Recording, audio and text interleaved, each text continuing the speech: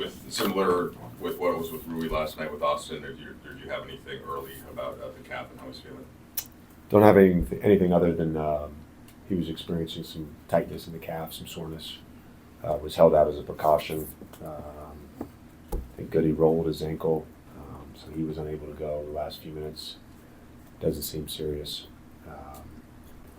And for Rui, I don't know if they've announced it, but he left patella tendinopathy on his left knee. So that's that. But our group, they competed. They found a way.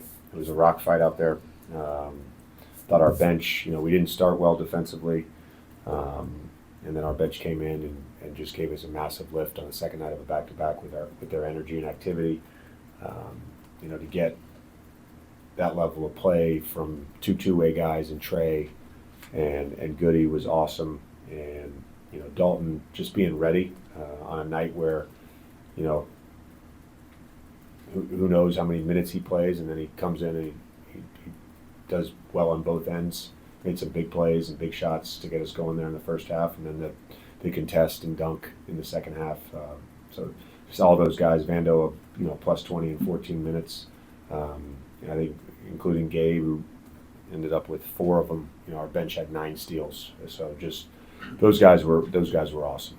The third game in 4 nights and the second back-to-back can be taxing, right? Just for obvious reasons. But do you get a sense of where some of that, the toughness or the competitiveness or whatever it is that's carrying you guys on overall on a night like this starts? Yeah, it takes a while for a group to develop an identity. It takes a while for a group to develop a collective mentality. There's been a lot of things that have happened this season. I felt like, the group, our ecosystem was created and it's been sustained since mid-January. And there was flashes of it throughout the early parts of the year, but I like who we are right now as a team. Dave, you went 10-2 in February, traded for Luka, had a rescinded trade, added a couple rotation pieces. Just kind of, I know it just happened. You just turned the page on the month, but can you kind of reflect on the month that has been? I didn't really even realize it. I randomly looked at the schedule today just to get a sense of next week, and I was like, oh man, the Knicks game was on February 1st. It's been a month, and it's been a lot of change, and then obviously with the trade getting rescinded, bringing DK and Cam back. But that's what I mean. I feel like the toughness, the competitive spirit, the connectedness that I always talk about, like our group had it in January for a while, and you're certainly concerned when you make a change of that magnitude that those things can fall off. And I thought when we got back from that Grammy trip and immediately played some really high-level games, the Clippers game, the Warriors game, Pacers. I mean, we're beating really good basketball teams and hadn't gotten Luka yet. It's easier for him now to step into this group based on that week of basketball. I mean, it was a huge thing for us. JJ, you guys have been the best defense in the league for over a month and a half now, so it's not necessarily surprising to see this level of defense, but 6 straight games with 102 points or fewer to your opponents coming out of the All-Star break. What's kind of taken it to an even different level here over the last week and a half? I think just the commitment to it. And I don't mean just like, hey, we're committed to defense. Just like the commitment to what we're trying to do on a nightly basis, and the commitment to our game plan, and the commitment to not overreacting. Derrick Jones Jr., Chris Dunn, they hit 3 threes in the first half. Their group was 6 for 19. Like we don't need to overreact to that. We still need to be in our shifts. We still need to be providing support on Kawhi and James ISOs. Like, yeah, I think that has been the biggest thing. And I think you can look at different inflection points throughout the season of when, and I think someone asked me about this the other day. I brought up the first game of the season. You know, I think that helped build their confidence in myself and our coaching staff for giving a game plan, executing a game plan. But then that all becomes very much a two-way thing. Where there's adjustments, there's conversations, but lately it's been just a high-level commitment. You mentioned the Rui diagnosis. Is that an issue that's like weeks? Is that kind of an issue? It'll be reassessed in 1 week. Okay.